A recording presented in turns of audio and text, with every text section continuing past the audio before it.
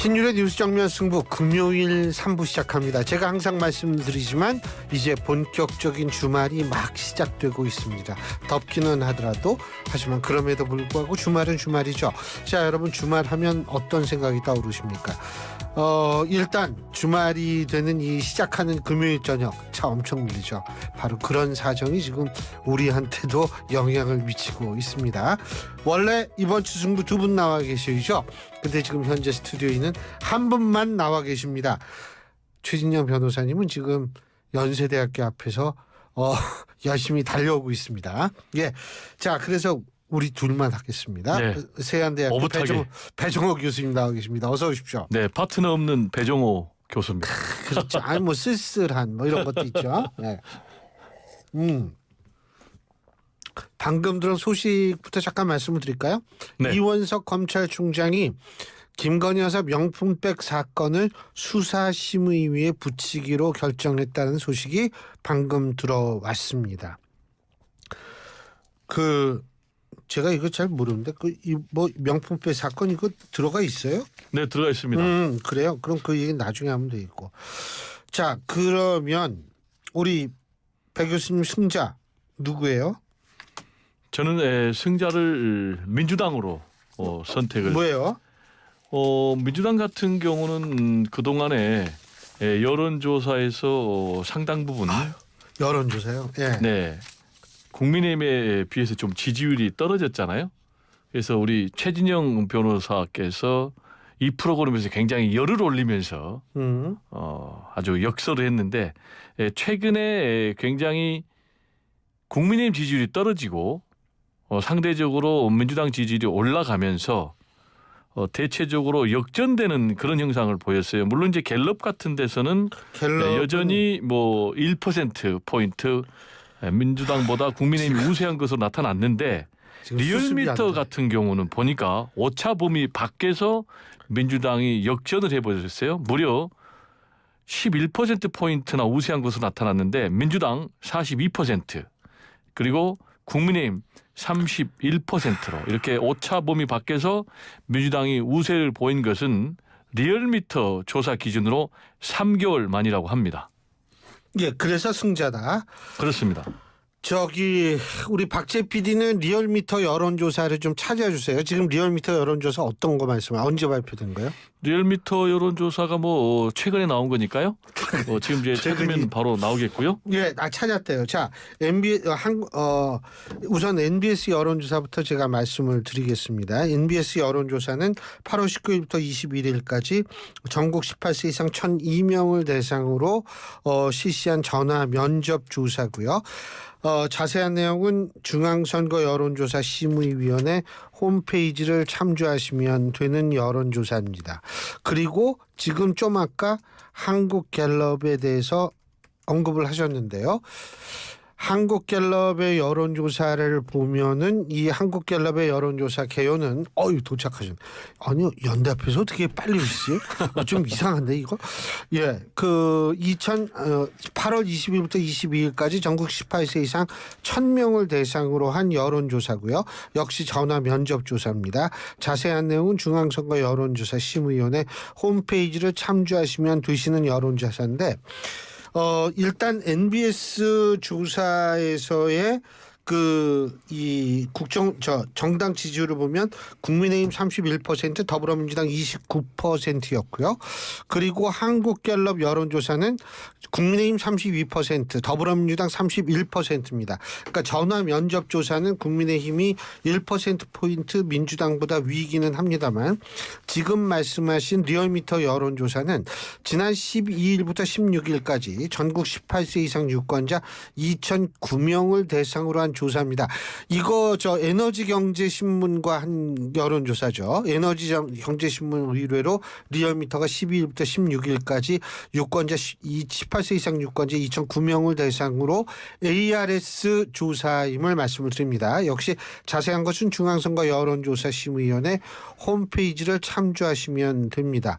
이 리얼미터 조사에서는 민주당이 42.2%, 국민의힘이 31.0%입니다. 그러니까 간단히 간단히 얘기한다면 전화 면접 조사는 아직도 국민의힘이 우위긴 우위지만은 1%포인트 정도밖에 차이가 안 나고 ARS 조사 리얼미터 조사에서는 약 11%포인트 차이가 난다라는 점을 말씀을 드립니다. 일단 제가 왜 이렇게 여론조사에서 민주당이 상승세. 진짜 무책임하세요. 네, 국민의힘. 이렇게 여론조사 그냥 툭툭 던져놓으면 이거 찾느라고 지금. 그래서 제가 지금 책임 있는 평론으로 이어가겠습니다. 왜 이렇게 상승세 민주당은 그리고 국민의힘은 하락세가 나왔는 것인가라는 그 원인과 관련해서는 역시 최근에 있었던 8.15 광복절 이 친일 논란이 가장 큰 영향을 미친 것으로 보입니다. 잘 아시겠지만은 광복회에서 반대했음에도 불구하고 친일 성향의 논란이 있었던 이제 김영석 독립기념관을 윤석열 대통령이 임명을 강행을 했고 그러면서 이제 정부 수립 이후에 최초로 반쪽 기념식이 8.15 광복절이 열렸고요. 이 자리에서는 이제 윤석열 대통령 퇴진 얘기까지 나왔단 말이에요. 그러면서 또 윤석열 대통령이 8.15 광복절 경축사를 했는데 일제 만행에 대해서는 전혀 언급을 안 했어요. 그리고 독립운동 활동에 대해서도 전혀 언급을 안 하고 오히려 비판 세력을 향해서 뭐 반자유, 반통일, 검은 선동 세력을 운운하면서 야당 등 비판 세력 때리기를 했단 말이에요. 그 다음에도 계속해서 뭐 반국가 세력 그리고 또 국민 항전까지 주장하는 이런 것들이 좀 부정적인 영향을 미친 것 같고 또 상대적으로 민주당 같은 경우는 이제 전당대회가 있었지 않습니까? 그래서 이재명 85%의 지지율을 받아서 이재명 2기 지도 체제가 완성이 됐는데 그러면서 이제 중도 외연 행보를 계속하고 있는데 이런 민주당 컨벤션 효과가 좀 영향을 미친 것으로 그렇게 정리가 되고 있고 또 예. 명품백 검찰 수사도 좀 부정적인 영향을 미쳐서 그런 결과가 나온 것이 아닌가 이렇게 분석이 됩니다.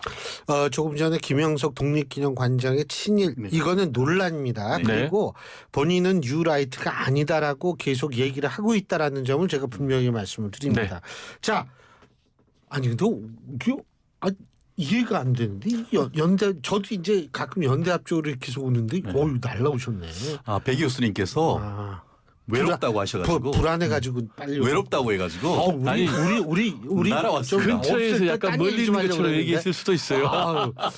딴 얘기 좀 하려고 그랬는데 네. 우리 오시라고 수고하셨는데 승자 두두두두두두두두. 늦게 오셔서 참 다양하게 하시고 이재명 더불어민주당 대표님 아니겠습니까? 85.4% 전체적으로 그리고 저는 정확하게 말합니다. 제외 동포 투표에서 99.0%. 와. 저는 여기서 제외 동포 제외 국민 투표도 해요? 네, 여기 하더라고요. 근데 뭐 웃는 그게 표정을 수만 보니까 명 되는 게 아니고 700 몇 명 정도 됐던 것 같습니다. 원래 그래요? 예, 700 몇 명 되는데 어쨌든 99점 몇 %. 저는 그 정도의 어떤 투표는 제 평생 살면서 중고등학교 때 들었던 이른바 공산당에서나 가능한 소리인 줄 전 알았습니다. 제 눈을 의심했는데 그 정도로 압도적인 어떤 그런 지지라고 한다고 하면은 사실은 그 누가 승자가 아니라고 하겠습니까? 근데 죄송한데 그러면은 조국 혁신당이 또 한일할 수가 있습니다. 그렇군요. 조국 혁신당이 99.9%였습니다. 결국 그렇기 때문에 그건 뭘 얘기를 하느냐. 민주당에 민주 없다는 말이 그 말인 거죠. 민주당 같은 경우에 아시다시피 경제는 효율성을 추구를 하지만 정치는 효율성 자체보다는 다양한 과정 속에서의 어떤 의견을 만들어가는 우리가 그 정치학이나 아니면 헌법에 보면은 이 국민의 어떤 그런 여론 수렴을 law in public action이라고 해서 그런 얘기가 있는데요. 한마디로 어떤 동화 통합 과정이 있어야 되는데 여기는 위에서 김민석 왜 투표가 안 나오지 하면은 갑자기 4등이 1등이 돼버려요. 그런 식의 어떤 그 더불어민주당의 더불어와 민주가 없는 그런 모습이 있기 때문에 사실 제가 오늘 그 이재명 대표님을 승자이자 패자로 골랐다가 패자를 다른 분으로 제가 바꿨습니다만 승자인 것 같지만 과연 이것이 승자인가에 대해서 많은 국민들이 의문을 제기하는 것도 사실입니다.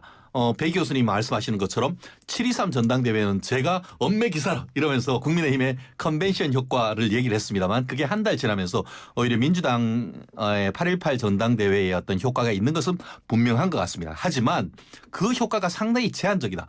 국민의힘 7.23 전당대회 이후에는 굉장히 상당히 국민의힘의 지지율이 특히 당 대표 선거의 어떤 후보들의 가장 치열한 경쟁을 통해서 쭉 올라갔었었는데 그만큼 이번 그 8.18 민주당 전당대회의 효과는 뒤집을 만큼 나오진 않는다. 이 말씀을 드리고 싶습니다. 근데 사실은 배 교수님 말이 맞는 게 이게 각종 여론조사에서 그러니까 지금 전화 면접 조사에서는 우위긴 우위예요. 하지만 이게 상당히 격차가 줄었는 건 사실이고 리얼미터가 좀 튀는 조사이긴 하지만 어쨌든 11%포인트 차이거든요. 그렇죠. 이거는 분명한 거는 지금 국민의힘은 이제 약발이 떨어졌다는 거 아니에요? 그러면 한 달 뒤에 과연 지지율은 어떨까요? 말씀드렸듯이 컨벤션 효과란 것이 뭐 1년 44철 갈 수는 있는 건 아니죠. 다만 이제 국민의힘이 한 7.23 전당대회 때는 쭉 치고 올라왔다가 그 이후에 배 교수님 말씀처럼 8월 15일 광복절에 있어서의 어떤 친일 논란 이른바 반일 축창가적 그 전투 구호에 상당 부분 국민들이 반응한 것도 저는 사실이라고 봅니다. 하지만 아까 지금 얘기하신 것처럼 그 김현석 그 독립기념관장이 과연 친일이냐? 근데 그 얘기는 본인의 얘기 제가 아까 이제 본인의 주장한 걸로 해가지고 그러니까요. 결국 어쨌든 제가 드리는 말씀 취지는 뭐냐면은 친일 프레임으로 해서 반일 축창가를 부르면은 국민들이 상당히 반응한다는 거예요. 그렇다는 점에서 민주당의 어떤 그 정치 쟁점화시키는 것에는 성공했을지는 모르겠습니다만 그게 얼마나 갈지 과연 9월 지금 그 셋째 주 금요일 정면 승부에서 그 지지율이 어떻게 되는지는 좀 지켜봐야 된다. 일단 시청자의 정치권, 선택권, 다양성을 위해서 이제 제가 좀 발언하겠는데요. 한 달 뒤에는 어떻게 될지 모른다. 동의합니다. 근데 우리 프로그램이 주간 단위로 평가하니까 우리는 주간 단위로 평가해야 되고 이번 주의 승자로 민주당의 이재명 대표를 선택을 하셨다면 액면 그대로 승자로 좀 평가는 그런 평론을 해 주기를 바라고 제가 하나 질문 드리고 싶은 게 62% 득표하면은 맞는 거에 틀린 거예요? 좋은 거에 나쁜 거예요? 정말 적절한 것이다. 이렇게. 그래요? 네. 그러면 77% 득표하면 잘못된 거예요? 그런 건 아니죠. 그렇죠. 그건 아니죠. 네. 그러면 그런데 87%. 아니 잠깐만 내가 얘기하니까. 네. 85% 아니 그러니까 이제 85% 득표하면 잘못된 거예요? 잘못됐다는 걸 떠나서 과연 일극 체제란 것 한마디로 그 더불어민주당 말 그대로 다양한 스펙트럼 정말 그 빨주노초 파남보 다른 사람들을 이렇게 포용하는 식으로 해서 다양한 목소리가 있어야 되는 것이 민주당의 지금까지의 어떤 스탠스였고 그렇게 한다고 해서 지난번 그 4월 10일 총선에서도 어떻게 보면은 통합진보당 후신인 그런 의원들도 같이 해가지고 이렇게 하고 했었었는데 이제는 당내에서는 사실상 다른 목소리는 거의 없지 않습니까? 지금 이제 전당대회 룰을 보면 국민의힘 같은 경우는 일반 국민 여론조사 비중이 20%거든요. 그리고 민주당은 30%예요. 그렇다면 민주당이 더 일반 국민 여론조사가 반영이 높은 거예요. 그리고 국민의힘 같은 경우는 80%가 당원인데 그렇다면은 제가 볼 때는 아니 이게 15% 혹시 아니에요? 85% 아니에요. 80대 20 맞습니까? 네네, 8대 2. 자 그렇다면 일반 국민들의 비중이 더 높은데도 불구하고 이재명 대표가 이번에 85% 득표를 했어요. 그러면 그걸 액면 그대로 당원들의 선택 그리고 국민들의 선택 이렇게 받아들여야지 이 85%니까 뭐 독재다 공산당이다 이렇게 해석하는 거는 전혀 저는 맞지 않다고 제가 드리는 봅니다. 말씀은 85%를 떠나서 지도부 전체의 구조를 얘기를 하고 싶은 거죠. 예를 들어서 문재인 대통령 때의 어떤 문재인 대통령을 넘어서 이재명 1기 체제 때만 해도 고민정 의원 등 최고위원 등 비명계들이 좀 있었죠. 하지만 지금 같은 경우에는 4등이 이재명 대표 후보 차에 타가지고 이거 김보고 왜 이렇게 표가 안 나오지 하면 갑자기 1등이 돼버리고 또 그러면서 전현희 그 후보 같은 경우에는 6등을 달리다가 갑자기 그냥 법사위에서 김건희 여사에 대해서 살인자라는 막말을 하니까 갑자기 2등으로 올라가 버리는 이런 형식에 대해서 저는 많은 국민들이 비판을 하고 있다는 거예요. 말씀드렸듯이 그거는 그 민주당 지지하시는 특히 당원이 아니라 하더라도 30%는 역선택 방지 조항이 있기 때문에 결국 기본적으로 야권 지지 성향들 있는 분들 중에서도 역시 이재명 대표를 지지하는 것 그거 부인하지 않습니다. 그렇지만 좀 더 넓은 이재명 대표를 비롯한 민주당을 지지하지 않는 다른 그 생각을 가지신 분들이 봤을 때는 과연 그것이 국민들의 생각인가?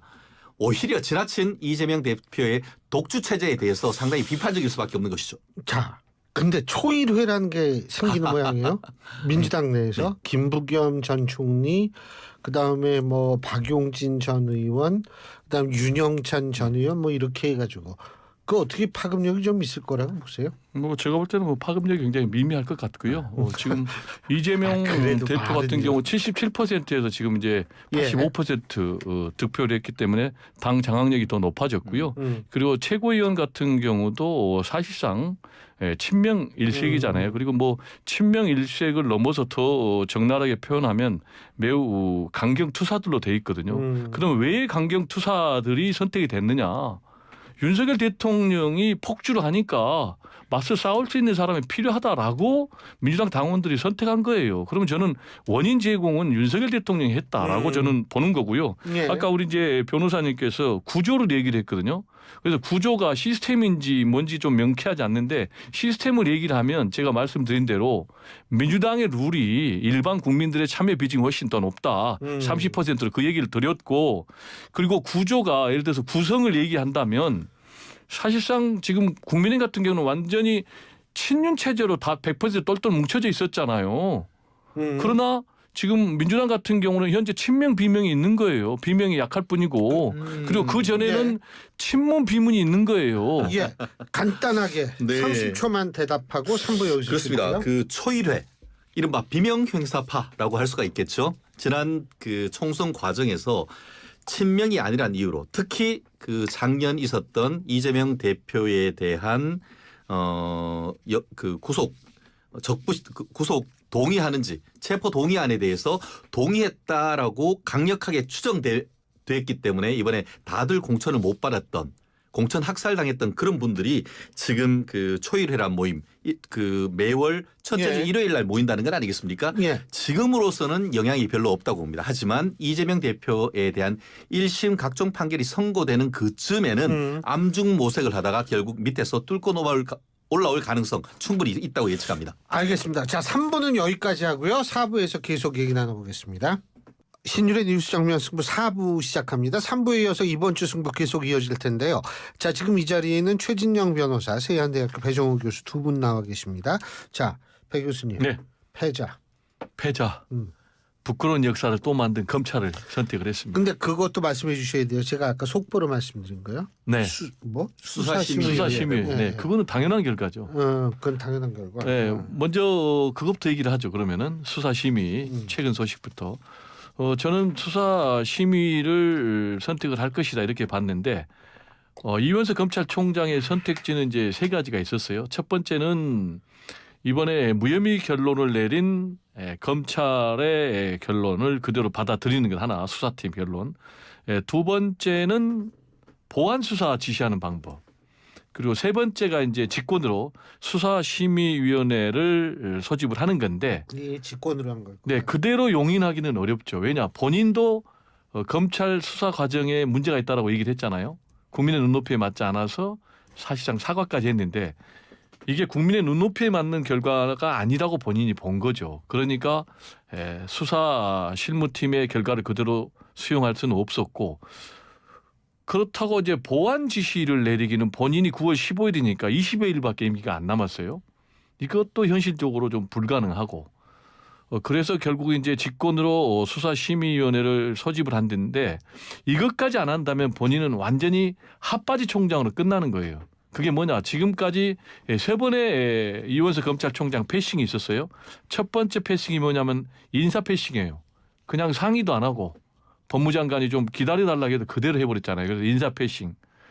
그리고 두 번째가 수사 패싱 보고를 해야 되는데 서울중앙지검장이 보고도 그냥 나중에 해버렸잖아요. 그래가지고 그게 이제 패싱. 세 번째 패싱이 뭐냐면은 무혐의 결론 나왔다는 거를 대면 보고하기도 전에 언론 플레이를 다 해버렸어요. 그래서 완전 패싱이 됐는데 이런 상황에서 본인이 아무것도 안 한다. 그러면은 검찰 수사 결과에 대해서 더 국민들의 불신이 높아지고 그래서 제가 볼 때는 수사심의 소집이라는 카드를 선택한 것이 아닌가 이렇게 해석이 됩니다. 어떻게 보세요? 제가 한 가지 최 변호사님께 우선 이걸 여쭤보고 싶어요. 그 이원석 검찰총장한테 이제 기자들이 그 수사 결과 어떻게 보느냐 그랬더니 드릴 말씀이 없다 그랬던가 그랬어요. 의미가 뭘까요? 드릴 말씀이 없는 거죠. 왜냐하면 어떤 결정을 하기 그대로? 전이니까. 부끄러우니까. 아니 그런 게 아니고 어떤 결정을 하기 전에 무엇을 공개를 해버릴 수는 없는 겁니다. 언론한테. 그렇기 때문에 드릴 말씀이 없다는 것은 내부적인 회의를 거쳐서 공식적인 루트를 통해서 말씀드리겠다라는 것을 우회적으로 얘기하는 것이죠. 그리고 실질적으로 그 서울중앙지방검찰청장의 보고를 받고는 나온 그 대검의 기본적인 반응 같은 경우에는 증거 판단과 법리 해석이 충실하게 이루어졌다라는 그런 평가가 나왔다는 얘기가 나왔었습니다. 그럼에도 불구하고 검찰총장 입장에서는 이런 정치적 사건에서 전원 외부 위원으로 이루어진 그 검찰수사심의위원회에 한 번 더 평가를 스크리닝을 거침으로써 서울중앙지방검찰청 수사 결과에 공정성을 높이겠다는 그런 의도 아니겠습니까? 그렇기 때문에 이것은 배 교수님의 말씀에 절반은 제가 공감을 하고 절반은 좀 다르다. 수사심의위원회가 어떤 의미가 있냐 하면은 이 부분에 있어서 뭐 지금 얘기하시는 것처럼 정말 그 중앙지검이 뭔가 잘못해가지고 했다고 하면은 부심판 결정 한마디로 기소하라는 결정 할 수도 있어요. 그렇지만 거꾸로 수사심의위원회조차도 이거는 법적으로 문제가 안 됩니다. 죄형 법정수 이상 김영란법 위반이 될 수가 없습니다라고 하면은 그러면은 어떻게 되느냐? 민주당의 김건희 여사 특검법에 대한 명분이 확 떨어지는 거예요. 그렇기 때문에 지금 이와 같은 그 이원석 검찰총장의 결정에 대해서 민주당이 얼씨구나 하는 것 같은데 나중에 그러면은 정말 그때의 중앙지검의 수사 결과가 맞다라는 결과가 나왔을 때 그거 받아들이겠습니까? 그럼에도 불구하고 이제는 그땐 그러겠죠. 수사심의위원회 어떤 그런 인적 구성 자체가 못 믿겠다. 뭐 그런 식으로 하면서 또 어떻게 보면 기승전 김건희 특검으로 갈 가능성 저는 여전히 있다라고 생각하는데요. 그렇기 때문에 저는 섣불리 판단하고 싶지 않습니다. 말씀드린 것처럼 검찰이 어떤 의도를 가지고 판단했다고도 보지 않고 그렇기 때문에 그 결과를 가지고 지금 검찰수사심의위원회가 이루어지면은 거기에 결과를 좀 더 차분하게 지켜볼 필요가 있다. 저는 그렇게 봅니다. 네, 저는 그 예상에 동의를 합니다. 네. 제가 지금까지 뭐 분석을 한 것은 이원석 검찰총장이 왜 수사심의위원회를 소집을 했는가에 대한 분석을 한 거지. 그러면 이제 수사심의위원회가 열리면 저는 결과가 검찰의 수사 결과를 수용하는 쪽으로 갈 것 같아요. 그러면은 이원석 총장은 왜 이걸 했느냐? 결국은 절차에 문제가 있었기 때문에 검찰 수사 절차의 정당성을 보강해 주기 위해서 저는 수사심의위원회를 소집을 할 수밖에 없었다라는 이제 그 분석을 하고 아까 이제 변호사님께서 증거와 법리에 따라서 검찰이 판단을 내렸다고 보는데 저는 검찰의 법리 해석이 잘못됐다고 봅니다. 이유는 첫째, 검찰은 김건희 여사에 대해서 무혐의 결론을 내리면서 접근 수단이었다. 선물이. 그리고 감사의 표시였다. 그리고 세 번째는 청탁이 없었다라고 했는데 접근 수단을 만약에 뇌물로 가져갔다. 그럼 죄가 안 됩니까? 감사의 표시를 뇌물로 했다. 그럼 죄가 안 됩니까? 그리고 청탁이 실제로 있었잖아요. 국립묘지 안장을 시켜달라. 통일TV 재송치를 해달라. 근데 뭘 근거로 청탁이 없었다라고 하는지 제가 볼 때는 말이 안 맞고 그리고 선물도 한 차례 한 게 아니에요.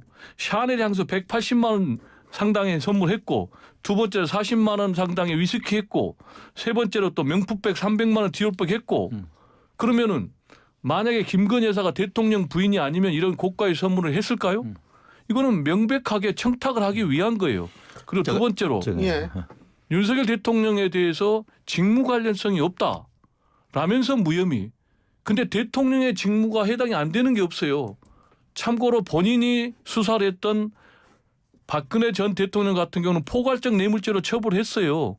이거는 얼마든지 법리 해석에 따라서 저는 포괄적으로 직무 해당이 된다는 것이고 체크를 해야 됩니다. 한마디만 더 할게요. 마지막으로. 예. 두 번째로 법 적용이 잘못됐다 이거예요. 청탁금지법을 적용하니까 요리하기 쉬워요. 만약에 알선수재죄를 적용했다라든지 또는 변호사법 위반을 적용했다라든지 또는 뇌물죄를 적용했다라든지 그러면 전혀 결과가 뇌물은 달려 범죄자가 나올 아니니까 안 될 거를. 아니요. 여기에 대해서 민주당의 김승원 의원이 자기가 판사 때 얘기했어요. 공직자 부인들에게 고가의 뇌물하면 이건 뇌물죄로 처벌을 수두룩하게 했다라고 얘기를 했어요. 알겠습니다. 자, 간단하게 얘기를 하시고 네. 패자도 말씀해 그렇습니다. 주세요. 팩트 체크를 할게요. 네. 금요일의 팩트 체커 명품 변호사 최진영입니다. 아하. 지금 얘기한 것처럼 예, 최재형 목사는 청탁했다는 사실을 검찰에 가서 부인했습니다. 나는 청탁한 적이 없다. 그리고 청탁한 적이 있다라고 고발하는 것은 명품백을 사고 몰카 손목 시계를 사가지고 최재형 목사한테 준 서울의 소리 측입니다. 그리고 서울의 소리 측이 고발을 하면서 김창준 그 미국 하원 의원이 국립묘지 안장 그리고 통일 TV 이 그 재개를 부탁을 했다라고 고발을 했는데 첫 번째 이 최재형 목사는 김창준 그 미국 하원 의원의 국립묘지와 관련된 청탁 자체를 한 적이 없다라고 지금 밝혀졌단 말이에요. 또 두 번째 파우치를 준 때로부터 바로 마치 그때 준 것처럼 얘기하지 그 청탁한 것처럼 얘기하지만 통일 TV와 관련해 가지고 이제 그 재송출을 요청하는 것은 그로부터 1년 뒤에요. 아무런 상관관계가 없는 거예요. 애가 났다고 하면 돌잔치 할 때 뒤인데 이게 무슨 관계가 있습니까? 그런데 마치 날짜가 그날 주면서 그날 무슨 뭐를 그 청탁했는 것처럼 얘기하는 것 자체가 국민들에 대한 혹세무민이고 사실관계를 교묘하게 비튼 것이기 때문에 그것이 바로 가짜뉴스 생산이라고 얘기하는 것이에요. 그게 밝혀진 것이죠. 예. 자, 패자. 제가 얘기한 패자 문재인 대통령입니다. 이유는 잠깐만요. 하는데 아니 제가 그거는 벌써 지나갔어요. 그게 아니고 예. 팩트 체크를 나도 한번 해야 될 것 같은데. 그 나중에 틀린 나중에 팩트- 하시고 오케이. 제가 예. 어. 패자는 문재인 대통령입니다. 이유는 아니 문재인 대통령 부부죠. 사실 법원이 문재인 대통령 부부 두 분에 대한 금전 거래 내역 계좌 추적 영장을 발부했다는 거예요. 전 대통령의 계좌에 대해서 법원이 함부로 압수수색 영장 발부하겠습니까? 그것은 범죄 혐의에 대한 상당한 혐의에 대해서 지금 법원이 심각하게 보고 있다는 것을 반증하는 것이거든요. 그럼 무슨 혐의냐? 이게 바로 국정농단이라고 할 수 있는 뇌물죄입니다. 이게 바로 뇌물죄. 이게 바로 뇌물죄이고 그것도 다른 뇌물도 아니고 이상직 전 의원을 그 중소기업진흥원입니까?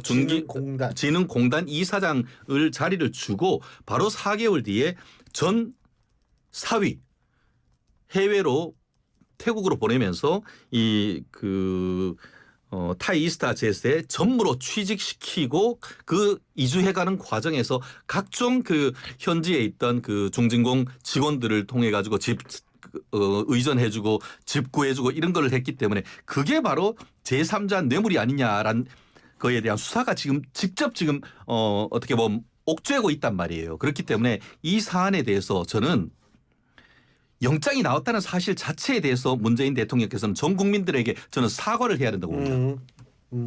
예, 말씀하세요. 팩트 체크 제가 반박 팩트 체크합니다. 최재형 목사가 청탁을 부인했다라고 얘기를 하잖아요. 그런데 그 이후에 다시 부인했어요. 내가 청탁을 했다. 그러니까 믿을 수 없죠. 아니 좋아요. 그게 말 잘했어요. 그러면은 최재형 목사의 진술을 믿을 수가 없죠.